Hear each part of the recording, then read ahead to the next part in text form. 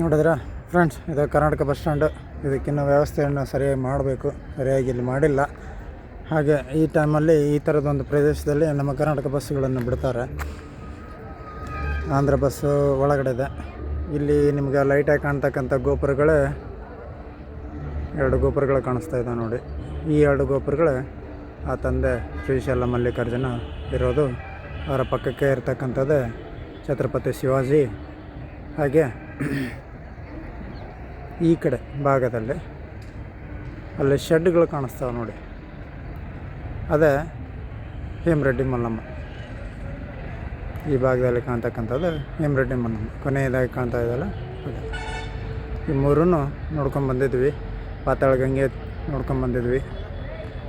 ರೂಪ್ ಸಿಸ್ಟಮ್ನು ನಮಗೆ ವಿಡಿಯೋ ಮಾಡಿ ಹೇಳಿದ್ದೀನಿ. ಇನ್ನೂ ಹೆಚ್ಚಿನ ಮಾಹಿತಿಗಾಗಿ ನಿಮಗೆ ಮುಂದೆ ಹೋಗ್ತಕ್ಕಂಥ ಅಥವಾ ನಮ್ಮ ಜೊತೆಗೆ ಸೇರಿ ಬರ್ತಕ್ಕಂಥ ಪಾದಯಾತ್ರಿಗಳಾಯಿತು, ವೆಹಿಕಲ್ ಮುಖಾಂತರ ಹೋಗ್ತಕ್ಕಂಥ ಯಾರೇ ಭಕ್ತಾದಿಗಳಿರಲಿ, ಮುಂದಿನ ಟೈಮಲ್ಲಿ ನನ್ನ ಜೊತೆ ಕಾಂಟ್ಯಾಕ್ಟ್ ಮಾಡ್ಬೋದು.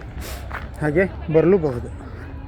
ಬರೋದಕ್ಕೋಸ್ಕರ ನಮ್ಮದೊಂದು ಟೀಮ್ ಮಾಡೋದಕ್ಕೋಸ್ಕರ, ಕರ್ನಾಟಕದ ಶ್ರೀಶೈಲದ ನಮ್ಮದು ಒಂದು ಸಂಘ ಮಾಡೋದಕ್ಕೋಸ್ಕರನೇ ನಾನು ನಿಮಗೆ ಈ ಒಂದು ಗ್ರೂಪ್ ಮಾಡಿ ಜಾಯಿನ್ ಮಾಡಿರೋದು. ತಾವೆಲ್ಲರೂ ಬನ್ನಿ, ಸಹಕರಿಸಿ, ಸಬ್ಸ್ಕ್ರೈಬ್ ಮಾಡಿ, ಬೆಲ್ ಐಕನ್ ಕ್ಲಿಕ್ ಮಾಡಿ.